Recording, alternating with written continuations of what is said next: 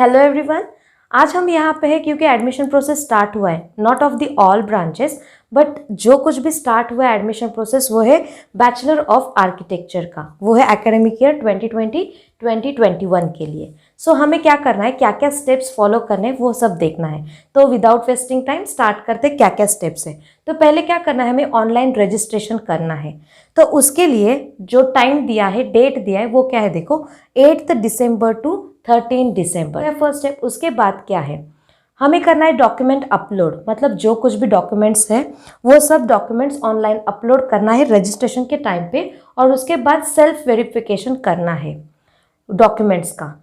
एक important thing बोल देती हूँ यहाँ पे, जो कुछ भी पहले कैसे था ऑनलाइन कंप्लीट करने का मतलब जो कुछ भी वेरिफिकेशन होता था उसके लिए हमें वो सेंटर पे जाना पड़ता था। इस बार ऐसा नहीं है, because of that Covid it is avoided. और उसके बाद उन्होंने क्या किया है, सब कुछ वेरिफिकेशन ऑनलाइन होने वाला है। उसको हम बोलेंगे ई स्क्रूटनी। मतलब क्या होगा देखो, हमने हमारी तरफ से तो वेरिफिकेशन कर लिया, उसके बाद क्या होगा, जो कुछ भी ऑटोमेटिकली वो हमारा वेरीफाई हो जाएगा।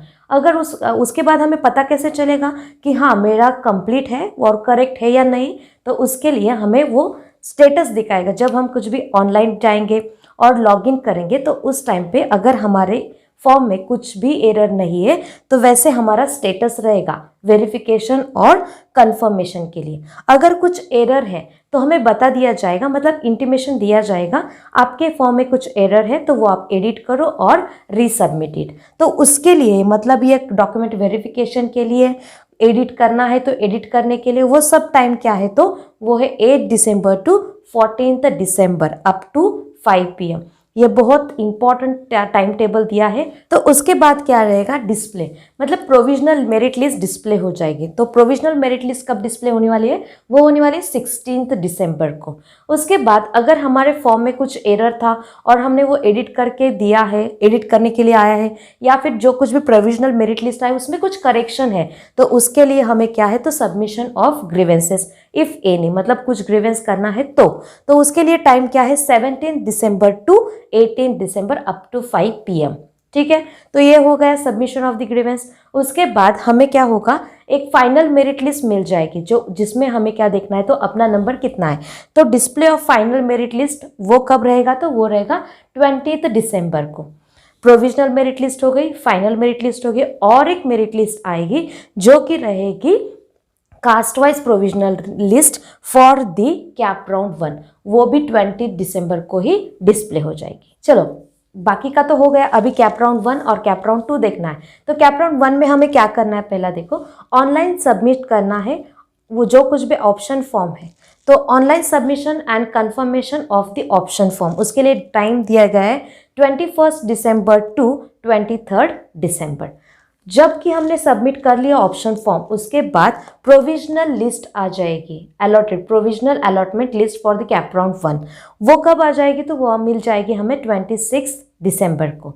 उसके बाद अगर वो लिस्ट में हमारा नाम है और जो कुछ भी अलॉट किया हुआ कॉलेज है वो फर्स्ट प्रेफरेंस वाला है, तो वो ऑटो फ्रीज हो जाएगा, मतलब हमें उसी कॉलेज में एडमिशन लेना पड़ेगा। ठीक है, उसके बाद अगर हमें ऑटो फ्रीज हुआ है, एडमिशन लेना है, मतलब क्या करना है, ऑनलाइन पेमेंट करना है, जो कुछ भी फीस स्ट्रक्चर में से आता है उसका कंफर्मेशन का, और हमारे डॉक्यूमेंट जो है वो सबमिट करना है। ठीक है, अगर हमें सेकंड नंबर वाला कॉलेज मिल जाता है, मतलब अदर देन फर्स्ट प्रेफरेंस, अगर हम उसे फ्रीज करते हैं तो we can not apply for the second round, हम सेकेंड राउंड के लिए नहीं जा सकते। पर अगर हमने वो सेकेंड नंबर और अदर देन फर्स्ट प्रेफरेंस वाला जो कुछ भी कॉलेज मिला है उसको अगर नॉट फ्रीज करते हैं, ऑप्शन सिलेक्ट करते हैं नॉट फ्रीज, तो हम सेकेंड राउंड के लिए जा सकते हैं। ठीक है, तो यहाँ पे ये खत्म हो गया, सबको समझ में आ गया होगा।